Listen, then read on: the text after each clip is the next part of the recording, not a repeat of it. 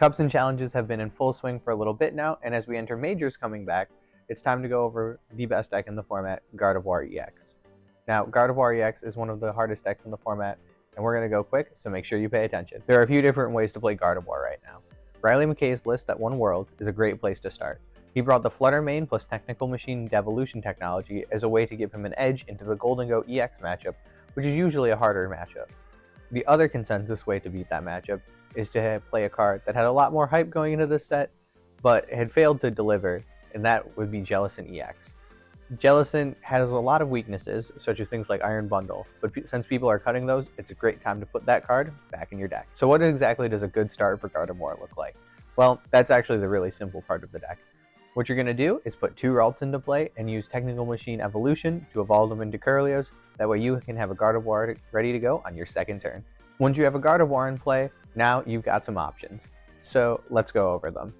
You have Screamtail to snipe your opponent's bench Pokemon before they get the chance to evolve. Frillish or Jellicent EX is great if you need to deny your opponent key item cards to play the game or develop their board more. Along with that, when they do get out from under it, you can use Iono to get those item cards out of their hand anyways, making it likely that their setup is too weak to close out the game as you scale into the strongest late game in the format. Monkey Dory is not just for using Adrenabrain though, that's the thing that makes this deck so powerful. Mindbend is great to get you out of tight situations and force confusion flips from heavy energy investment attackers. Mew EX is my go-to in the Charizard or Dragapult matchups, as well as anytime I'm in a position where my opponent is playing a rogue deck. Mew's ability to copy my opponent's attack is incredibly powerful and something you shouldn't forget about. Much the same way you can use Clefairy EX as an efficient attacker. Fluttermane is a recent return to the archetype, as combined with Team Evolution, you can deny a lot of things Golden Go wants to do and set up a board wipe turn. Lastly, the Queen herself, Gardevior EX.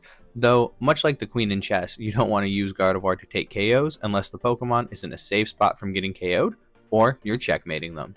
Gardevior's skill expression comes from choosing the right attacker once you set up and prize mapping your way to victory. Because you have so many different options, playing as many games as possible with the deck, and learning the ins and outs of when and why to go with each attacker is how you'll get the most out of this deck.